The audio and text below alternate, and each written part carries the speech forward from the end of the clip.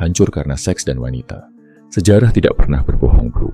Dan narasi tentang kejatuhan bangsa akibat kegagalan pria mengendalikan nafsu bukanlah sekadar teori, melainkan catatan hitam yang berulang kali meruntuhkan peradaban raksasa. Mari kita lihat Kekaisaran Romawi akhir sebagai bukti pertama matinya ambisi dan fokus yang tajam. Pada masa kejayaannya, pria Romawi adalah simbol penakluk yang disiplin. Namun menjelang keruntuhannya, mereka terjebak dalam budaya panem et circenses atau sekadar mengejar roti dan sirkus. Energi vital yang seharusnya digunakan untuk berinovasi dan menjaga batas negara dari suku barbar justru dikuras habis-habisan dalam pesta seks yang masif dan pengejaran kesenangan visual tanpa henti. Di level personal, kehancuran Romawi ini tanpa sadar sedang lu ulangi setiap kali lu membiarkan sistem dopamin lu dibajak oleh layar handphone, menukar kejayaan dan ketajaman fokus masa depan lu dengan kenikmatan semu yang hanya bertahan 5 detik. Kebusukan mental ini berlanjut pada poin kedua, yakni hancurnya fondasi moral dan keluarga yang tergambar sangat tragis pada kota Sibaris di Yunani kuno.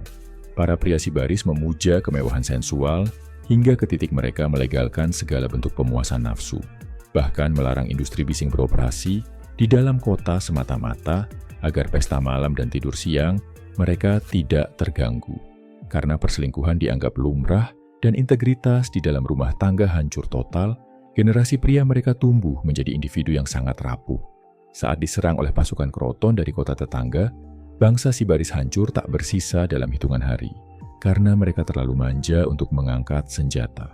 Ini adalah pengingat keras buat lu, bahwa self-improvement paling mendasar berawal dari menjaga integritas justru saat lu sedang sendirian.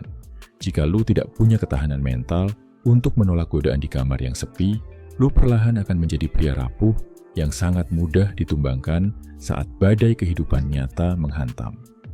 Kehancuran fondasi karakter tersebut pada akhirnya membawa sebuah peradaban pada poin ketiga, kerentanan absolut terhadap manipulasi dan intrik politik persis seperti yang menghancurkan dinasti Tang di Tiongkok. Peradaban yang sangat maju dan memiliki kekuatan militer tak tertandingi ini harus menelan pil pahit ketika Kaisar Xuanzong kehilangan rasionalitasnya karena tergila-gila secara membabi buta pada selir Yang Guifei. Terbutakan oleh hawa nafsu, sang kaisar mulai mengabaikan kewajiban negaranya dan menyerahkan kendali politik kepada pejabat korup yang mengelilingi selirnya. Kelengahan ini dimanfaatkan oleh jenderal pemberontak An Lushan untuk memicu perang berdarah yang membakar ibu kota dan menewaskan jutaan nyawa. Tragedi ini membuktikan betapa berbahayanya pria yang tunduk pada syahwatnya. Disinilah prinsip dikotomi of control dari stoicisme menjadi senjata yang krusial, bro.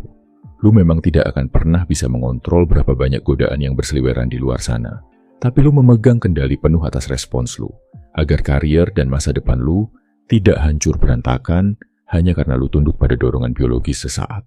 Ketika rasionalitas sudah menguap, poin keempat akan bermanifestasi secara fisik dalam bentuk kelumpuhan disiplin dan mental, seperti yang dialami oleh pasukan elit Kekaisaran Persia di bawah kepemimpinan Darius ketiga. Alih-alih melatih ketangguhan tubuh dan menajamkan insting bertarung, pasukan Persia di akhir kekaisaran justru membawa selir-selir, pelayan, kosmetik, dan tenda sutra mewah ke tengah medan pertempuran.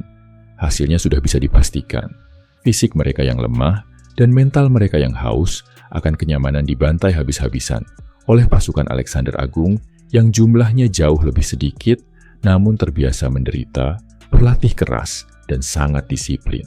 Jangan biarkan diri lu tersesat menjadi pria bermental loyo yang takut pada rasa sakit. Lu harus menghancurkan rasa malas itu dengan rutinitas bodyweight exercises yang intens dan siksa otot lu lewat bicep curls atau angkat beban secara konsisten demi memahat postur V-taper yang tangguh. Latihan fisik ini adalah ritual wajib karena rasa sakit dan keringat yang mengucur deras itulah yang akan membunuh hasrat rendah lu untuk mencari kenyamanan instan. Untuk memastikan lu tidak menjadi bagian dari sejarah pria lemah yang gagal, lu wajib menerapkan daftar aksi nyata yang mengalir natural menjadi gaya hidup baru lu mulai detik ini juga. Langkah pertama, jadikan puasa digital sebagai tameng pertahanan mutlak. Potong durasi layar gawai lu secara drastis dan blokir sepenuhnya akses ke konten visual yang hanya memancing syahwat demi mereset ulang sistem dopamin lu. Setelah pikiran lu mulai jernih, langkah kedua adalah segera mengalihkan energi penciptaan yang meluap itu menjadi tindakan super produktif. Paksa diri lu membaca literatur filosofi dan psikologi yang akan memperberat isi kepala lu. Bangun fisik lu setiap pagi dan fokuskan seluruh energi lu bagaikan laser pada satu target finansial atau karier spesifik tanpa memberikan sedikit pun celah bagi distraksi. Langkah ketiga, sadari bahwa lingkungan membentuk realitas lu, jadi kelilingi diri lu dengan pria-pria berkualitas tinggi yang berambisi besar yang tidak akan segan menampar ego lu ketika lu melenceng, dan saling menjaga akuntabilitas satu sama lain. Perang batin melawan candu ini memang jalan sunyi yang sangat brutal, bro. Tapi kalau lu butuh strategi yang jauh lebih tajam dan terstruktur untuk mencabut kebiasaan buruk ini sampai ke akar-akarnya, langsung aja lu cek ebook Bebas Bokep, yang linknya udah gue sematkan di kolom komentar. Lu bebas bayar semampunya aja sebagai bentuk komitmen nyata dan tanggung jawab penuh bahwa lu siap membayar harga untuk merebut kembali kedaulatan atas hidup lu hari ini juga. Salam My Video Man, semangat bro.